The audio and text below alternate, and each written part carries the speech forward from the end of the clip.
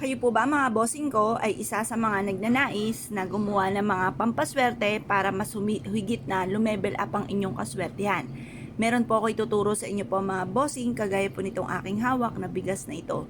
Ito po ay makakatulong upang sa ganon magtuloy-tuloy ang pasok ng swerte at hindi na po kayo muli mamblema pa bukod sa inyong sipag at tiyaga. Kasi minsan, masipag naman po tayo, matyaga tayo, hindi nakakalimot magdasal, minsan mapapaisip tayo, ano kayong problema sa akin? Bakit ganun? Bakit lagi na nang walang pera? Ang sipag-sipag ko naman, Diyos ko po, madaling araw, gising ako. Tapos konti lang ang akin itinutulog, pero lubog pa rin sa pagkakautang at kulang pa rin ang aking sinasahod. Laging problema ay pera mga bossing, kaya sasabayan natin ito ng pampaswerte mga bossing sa pamamagitan ng simpleng bigas. Ito mga bossing, ile-level up na natin ang ating turo mga bossing, pangkalahatan na kung saan siya pwedeng ilagay mga bossing. Gawin niyo po ito, pinakamaganda, Tuesday or Friday.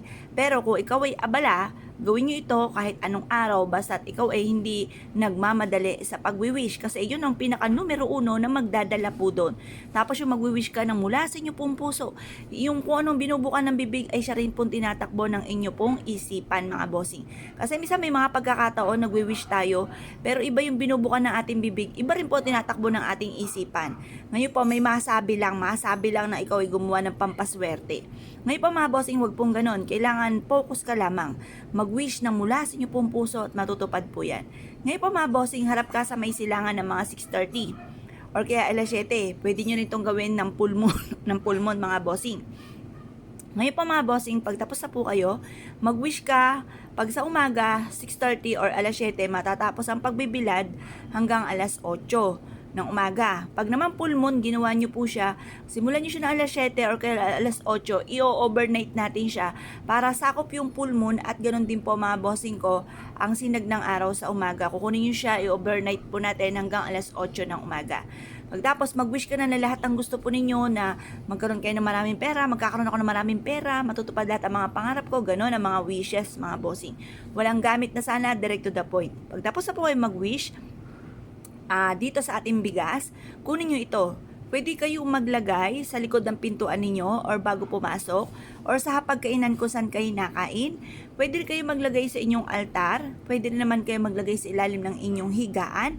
Pwede rin naman kayo maglagay sa inyong pong pitaka, bitbitin. Ang inyong pong bag, pwede rin po bitbitin kahit saan kayo magtungo. Ito po isa sa mga subok na napakaswerte. Basta pag gumawa ka ng ganito mga bossing, kayo po ay ima-mindset nyo na simula na ito ng tagumpay, hindi na kayo mamumblema patungkol sa pera, simula na po ito ng pag-asenso na matutupad lahat ang mga pangarap, proven po ito. Ngayon po mga bossing, kasi makapangyarihan din ng ating isipan, yung ating salitain. Lagi natin sasabihin mga magaganda at ang mga pangit na salitain ay kakalimutan na. I-mindset na simula na ito ng tagumpay po natin. Kaya kung kayo pinaniwala at naisyo po itong gawin, ay siya mga bossing. Good luck po sa inyo po lahat.